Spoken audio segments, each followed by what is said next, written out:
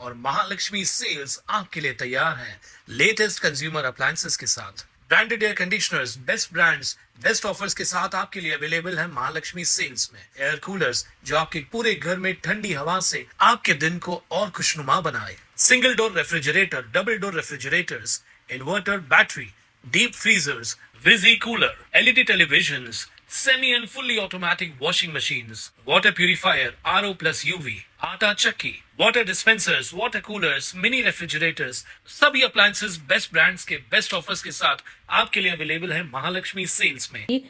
BLA प्रशिक्षण शिबिर तसेच जिल्हा काँग्रेसच्या नव्या पदाधिकाऱ्यांच्या पदग्रहण सोहळा शुक्रवारी कॅम्प क्रमांक 4 येथील शांतीप्रकाश कम्युनिटी हॉलमध्ये उत्साहात पार पडला। कार्यक्रमाला महाराष्ट्र प्रदेश काँग्रेसचे प्रवक्ते हनुमंत पवार आणि ठाणे जिल्हा ग्रामीण काँग्रेसचे अध्यक्ष चेतनसिंग पवार प्रमुख मार्गदर्शक म्हणून उपस्थित होते।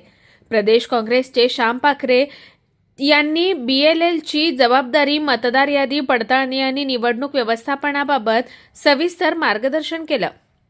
यावेळी उल्हासनगरच्या 5ही ब्लॉक अध्यक्षांना नियुक्तीपत्र देण्यात आलं। श्याम मडवी उल्हासनगर 1, विकी आहूजा उल्हासनगर 2, अनिल यादव उल्हासनगर 3, पवन मिरानी उल्हासनगर 4 आणि विशाल सोनावणे उल्हासनगर 5 यांची ब्लॉक अध्यक्षपदी नियुक्ती करण्यात आली। जिल्हाध्यक्ष रोहित साळवे यांनी आगामी निवडणुकांच्या पार्श्वभूमीवर बूथ स्तरावर संघटना अधिक मजबूत करण्याचा निर्धार व्यक्त केला, तर हनुमंत पवार यांनी मतदार पुनरीक्षण प्रक्रियेबाबत कार्यकर्त्यांनी सतर्क राहण्याचं आवाहन केलं। तसेच केंद्र सरकार आणि भाजपवर विविध मुद्द्यांवर टीका करत आगामी निवडणुकांसाठी कार्यकर्त्यांनी सज्ज राहावं असंही त्यांनी सांगितलंय। कार्यक्रमानंतर पक्षप्रवेश सोहळाही पार पडला। यामध्ये निवृत्त शिक्षक राजेश कांबळे, श्रीनिवास गौरवर यांच्यासह अनेक नागरिकांनी काँग्रेस पक्षात प्रवेश केला। यावेळी विरोधी पक्षनेत्या अंजली साळवे, कुलदीप ऐलसिंघानी, किशोर धडके, सुनील बेहरानी, शंकर आहूजा, दीपक सोनावणे, मनीषा महाकाळे, सिंधू रामटेके, संतोष मुंडे, आबा साठे, सुधीर जाधव, दीपक तिवारी यांच्यासह काँग्रेसचे पदाधिकारी, कार्यकर्ते आणि महिला मोठ्या संख्येने उपस्थित होत्या।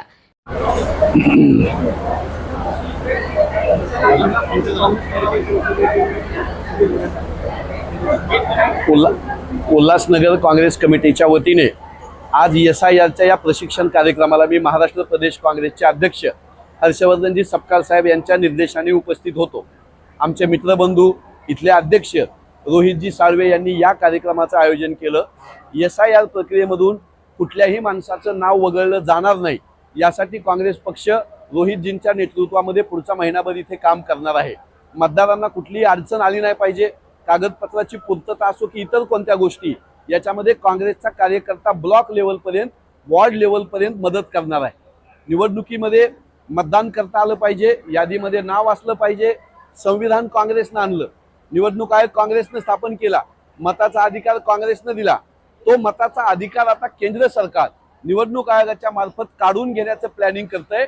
आमचा काँग्रेसचा कार्यकर्ता ठाणे ग्रामीणमध्ये चेतनसिंग पवार यांच्या नेतृत्वात, उल्हासनगरमध्ये रोहितजींच्या नेतृत्वामध्ये आम्ही SIR प्रक्रियेमध्ये मदत केंद्र सुरू करणार आहोत।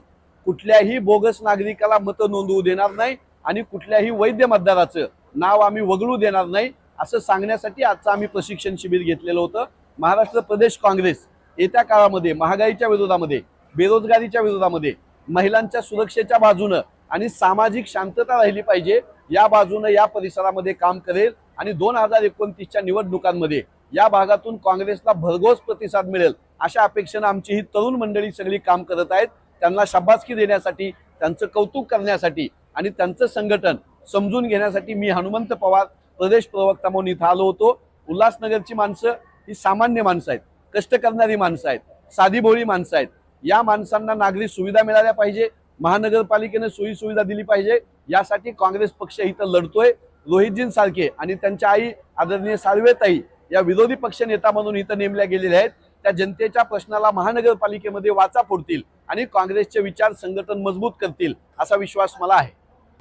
नरेंद्र मोदींना 2024च्या निवडणुकीमध्ये 63 जागा कमी त्यांच्या निवडून आल्या। त्या 63 जागा या देशातल्या लोकांनी पाडलेल्या होत्या। संविधान बदलायला ही लोक निघाली होती, लोकशाही संपवायला ही लोक निघालेली होती। याची शिक्षा भारतीय मतदारांनी भाजपला दिली आणि 63 जागा त्यांच्या पाडल्या होत्या। आता ते भरून काढण्यासाठी संधी साधू असलेले चंद्रबाबू नायडू, संधी साधू असलेले नितीश कुमार यांच्या पाठिंब्यावर केंद्रामधलं सरकार थांबलेलं आहे. कोणत्याही क्षणी ते दोघं पाठिंबा काढू शकतात. जनविरोधी, विद्यार्थी विरोधी, दलित, आदिवासी, अल्पसंख्याक, महिला विरोधी हे सरकार कोणत्याही क्षणी पडू शकतं. काँग्रेस पक्षाचे 100 खासदार आहेत. राहुलजी गांधी सगळ्या समाजाचं नेतृत्व करत आहेत, निर्भीडपणे नेतृत्व करत आहेत. 2029च्या निवडणुकांमध्ये काँग्रेसचा झेंडा लोकसभेवर फडकलेला असेल. राष्ट्रीय स्वयंसेवक संघाची माणसं आणि भाजपाची माणसं अयोध्येसारख्या पवित्र ठिकाणी प्रभू रामचंद्रांना श्रद्धेनं अर्पण केलेली देणगी चोरत आहेत. 40 दिवसामध्ये 70 वेळा यांनी चोरी केली. सगळी संघाची माणसं आहेत. संघाचा ट्रस्ट आहे. गोविंदगिरी महाराजांपासून चंपतरायपासून मिश्रापर्यंत, टिंकू यादव पर्यंत ही सगळी संघ भाजपाची माणसं आहेत. राम मंदिर बांधल्याचं श्रेय घेणारे, राम मंदिरावर मतं मागणारे चोरी झाल्यानंतर आता मूग गिळून गप्प बसलेले आहेत.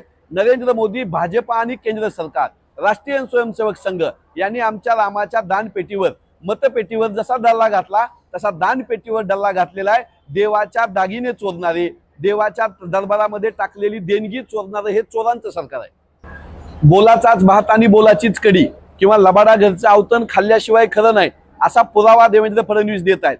महाराष्ट्रातल्या एकाही शेतकऱ्याचा एकही रुपया माफ अजून केला नाही. अजून त्यांनी शासकीय आदेश काढला नाही. किती शेतकऱ्याला वगळणार, किती शेतकऱ्याला लाभ देणार याचं काहीही त्यांनी क्लॅरिफिकेशन न देता अधिवेशन गुंडाळलं आणि अधिवेशन संपल्या कर्जमाफीचा 1 रुपया मिळालेला नसताना सगळ्या चौकामध्ये बॅनर लावलेले आहेत.